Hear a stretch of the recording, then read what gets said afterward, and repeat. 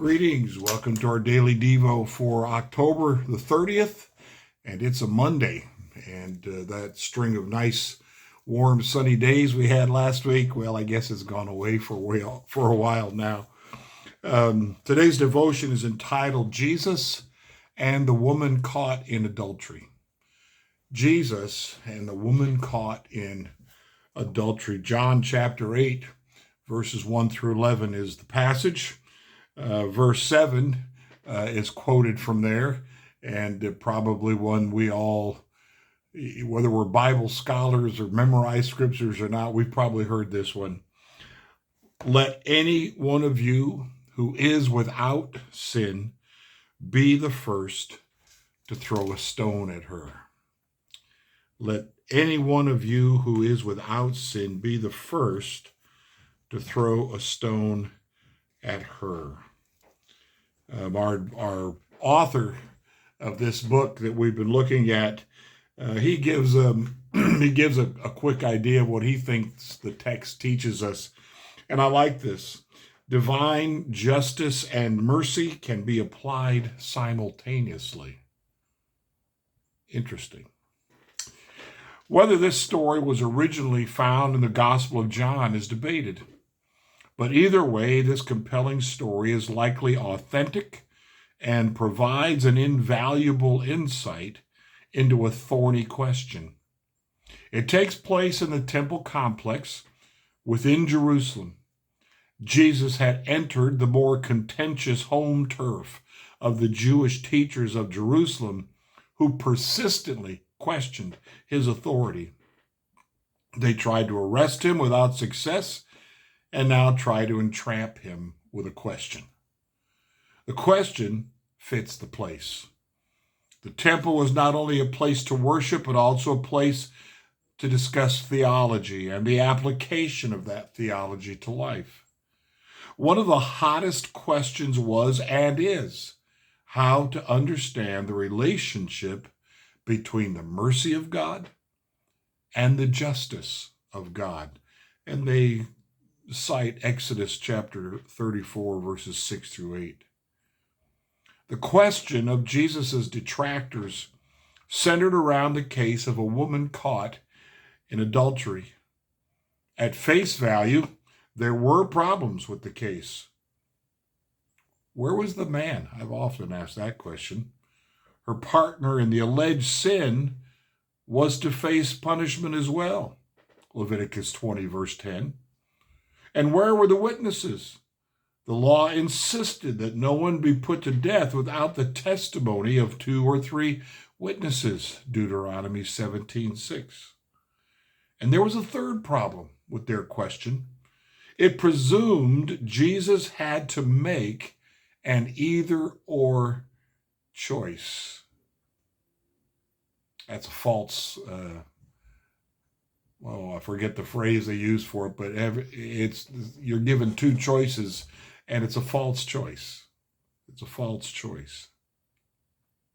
Either he would direct the execution, erring on the side of divine justice, or he would encourage forgiveness, erring on the side of divine mercy. Jesus' detractors cared less about his answer than the outcome. The answer he gave would alienate at least half of his audience. Jesus delayed, bending over to write in the soil, waiting until everyone was leaning in to hear the answer. Jesus addressed the accusers. The law said the first stone was to be thrown by a witness.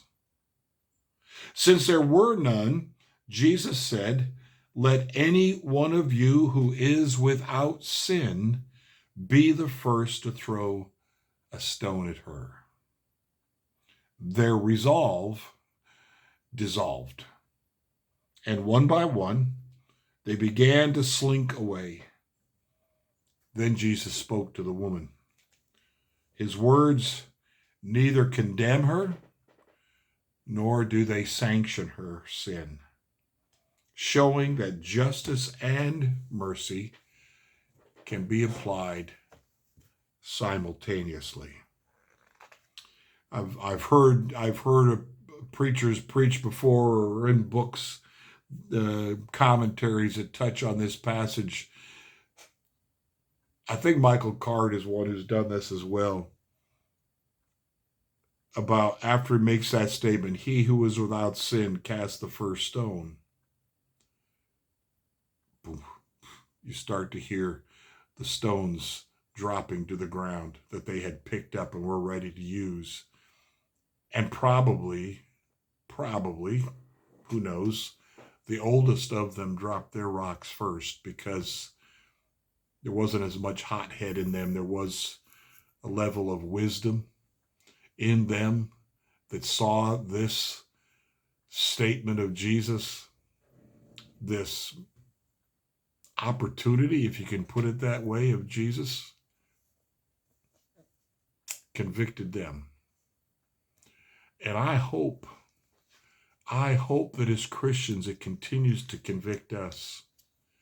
Because who are we, imperfect as we are? We've all sinned. We all fall short of the glory of God. And yes, we can be desirous of justice, but without mercy, it becomes an angry legalism. String him up, like in the Old West. We don't want a trial. He's guilty. String him up. And they don't see that their desire to do that is in itself a sin, is in itself wrong, in itself breaks the law. And I see that, and I don't think today is really all that different. But I see that so much in people who've been saved by the grace of God, who needed to be saved by the grace of God because they're sinners, so quickly and easily throw verbal stones. In person, on social media, in so many different ways, judging, condemning, telling people they should kill themselves. That's the horrible thing going on, especially in our country today. It is too easy. There were some members of Congress who did not vote the way people thought they should vote in order to support a particular individual. They received death threats. Their family received death threats. That's judging. That's anger. That is not a desire to correct a wrong. That is a desire to get one's way, to have one's way, and to make sure everybody does things the way we want them to. This story is a great story. It has so many applications along those lines. Who am I to judge? Judge not, lest you be judged, Jesus says in Matthew 7:1. It's not about figuring out that something was right or wrong. If indeed this woman had been engaged in adultery, it was wrong. But where's the other guilty party? It sounded like a setup, didn't it? Where's the other guilty party? Here's what the law says about how this should go. You're not following the law. And so it becomes a matter of determining what is the correct justice here. And in God's kingdom, it's got to be coupled with mercy. Take into account all of the details, what the law actually calls for, what justice actually calls for, as opposed to get even, condemn them, remove them because I don't like them and I don't agree with them. We are guilty, but Jesus has already taken our stones, already been crucified for us, and we who have freely received are called upon to freely give as well. Blessings to you today on this Monday.